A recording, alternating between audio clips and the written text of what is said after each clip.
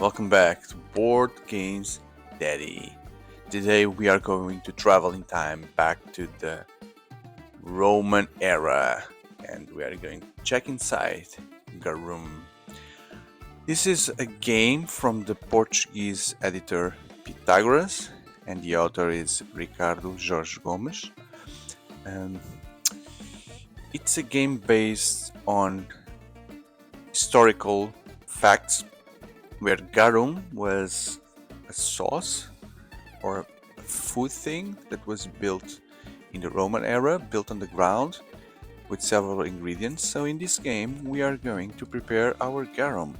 You are a master, the emperor at the emperor's service managing the production of garum at Troya's factory. So Troya, it's Troy, the Greek city, but there is also a Troy. There is a Troy in a region called Troy in Portugal, in Lusitania, which is the name of Portugal at the Roman times, and also at Baelo Claudia in Baetica, which is a Spanish region. I don't know what is the current name. In those regions, there is the best fish, salt, and sand to produce the most valuable source of the whole empire. The most powerful families of Rome pay fortunes for an amphora of such condiment. So this is a very well seeked gastronomical thing back in the days, and the game is all around that. And it also includes a smaller expansion that you'll see inside, and I'll give you a hint how to play the game. So let's go inside Garum. So there's a price here that I'm going to hide. Yeah, not hiding much. If leaving there on the table.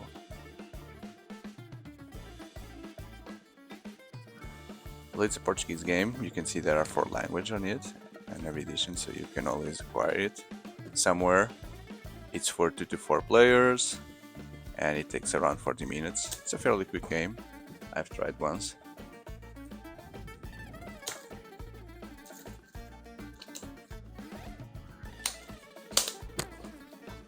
So when looking here at the artwork, I'm not a specialist here, but I don't think this is garum here, but I see many ingredients from garum. Maybe garum is the thing that is deploying on the food, which makes it's coming from, it's a liquid, right? So it's coming from an amphora, a jar or an amphora. So that must be the thing, garum, the thing that you would put on the food and make everything very tasty. So we'll see. We'll discuss that, how it is made. Oh, so the guy is selling here garum or buying garum, right? You see the amphoras there. So he's doing the calculation. So you pay me 3 of them and give me the gold. And then there are the boats taking garum to other places in the whole empire. Cool. So yeah, manual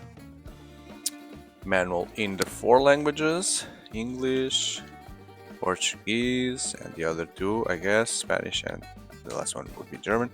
Let's show here on the video the English version. Okay, among so many treasures that flock to Rome, garum is the finest and the most profitable of them all. From the factories of Troya in Lusitania and Baelo Claudia and Baetica comes the most appreciated and valuable garum sauce of the whole empire. So it was a sauce. In those regions there is fish, salt, clay of the finest quality to make the amphoras. So the clay is for the amphoras, makes sense, that carry the sauce into Rome. The most powerful families will pay a price, small amount of this strong appreciated condiment. Right? By emperor's command, you went to the Iberian Peninsula with the mission to produce the best garum of the empire. So I hope this video also is instructional for you, with a little bit of historical facts for everyone to be better educated after seeing it. So these are the components. You have the wooden pieces, board, tiles, placing tiles, and how to set up the game turn. I'll explain. And so you place a tile, you can place a soldier then, call it soldier, and then you take another tile. And the board has 2 sides. One of them will be the Portuguese region and the other one will be the Spanish region. and at 2 or 3 players you need to do a little bit fix. And there's historical information here. Let's read it. More historical facts for us to learn. Garum was fermented fish sauce, used as condiment in ancient Rome cuisine. Made of fish such as tuna, sardine, and mackerel, it was then mixed with small shellfishes and mollusks and left in brine inside Cetarian fermentation tanks. Amphoras were filled up with the resulting sauce, which is then exported to the different regions of the empire. I guess without fridges, it's good that the thing was very salty, because if not, it would get rotten and spoil very fast. But imagine the smell of fish. Troia, possibly an island of Acala, was the biggest industrial fish breeding center of the Roman Empire. Wow, so far away. Troia in Portugal. And was occupied until the 5th century AD. Hans Christian Andersen named it Hans Christian Andersen. Why? The guy from The Little Mermaid named it the Setúbal Pompeii.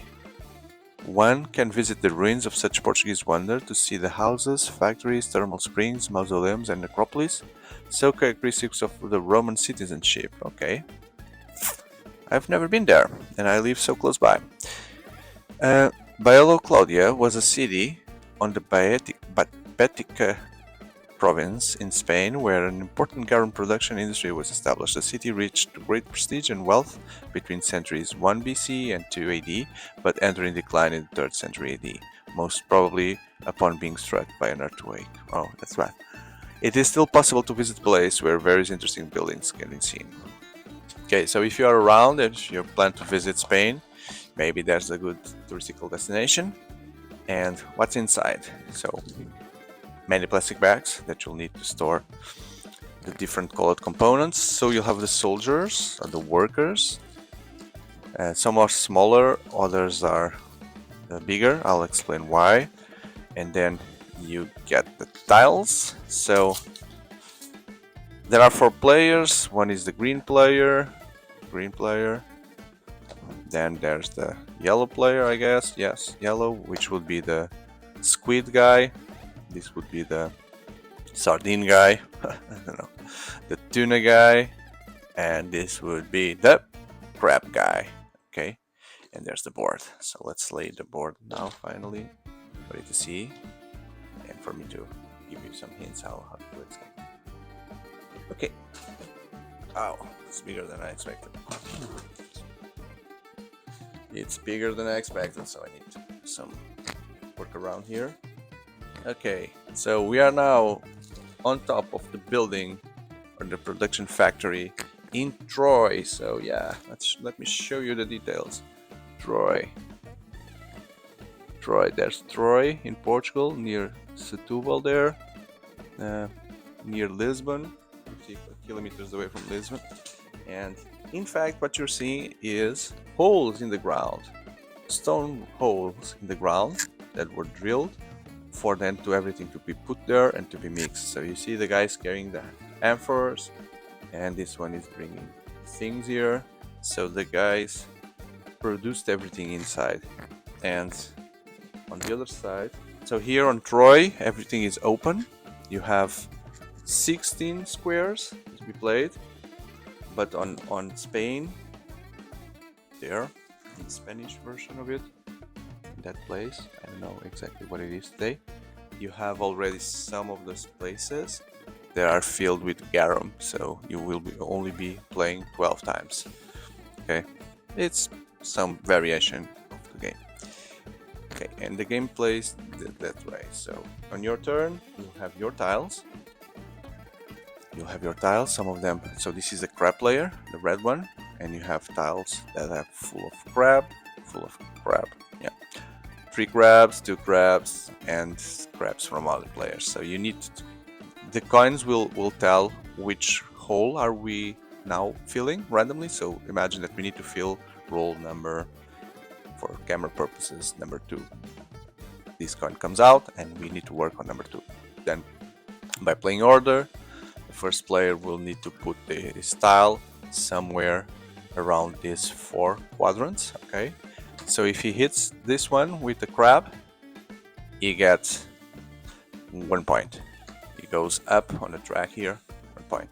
Okay, if by any chance he hits the big, no, sorry, that the 1 point would be this one. This would be the 2 points because it's the big crab. So that's immediately worth 2 points. And then the other players will also place their tiles in this quadrant. The 4 players will place them, and after you place your tile, you can, if you want, you are limited to the number of workers that you have. Okay, so just show the number. You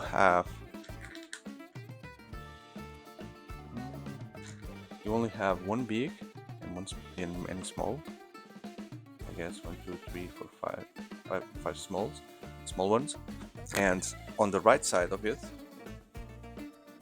you can then, when you place your tile, you can put your soldier here on this row, meaning that you'll be scoring all reds that would be put here. And the score comes from this thing you see here. So if you have on your row less than 4, you get negative points. If you have 5, 1 point, 6, 2 points, If you use the big one, which you can only use once, you will get twice as many points. Okay, so in this exercise, if I put my soldier here, when we go to the scoring phase, I will get 1, 2 points, the two crabs here. Okay, and then vertically, you can also, there are 2 axes here, so you can always put your workers here once, and then you would score vertically all the reds this way. So it's a matter of blocking other players for scoring while you try to score as much as possible your own, and then everything will be filled and we'll see the final scores. And then the mini expansions are this, where the manual explains the effect of these coins. You can only use once. You can either choose different tiles or you can do another small thing. It's very limited, the effect of it. So that's Garum, tile placing game where you try to do the most points vertically, horizontally, maximizing your tile placement while trying to block the other players for taking the maximum score. That's it. I hope you enjoyed. So if so, I have more interesting games in my channel, which I invite you then to check. Please leave a like, subscribe for future ones, and I hope that I can see you on more interesting games like this one. Thank you very much. Goodbye.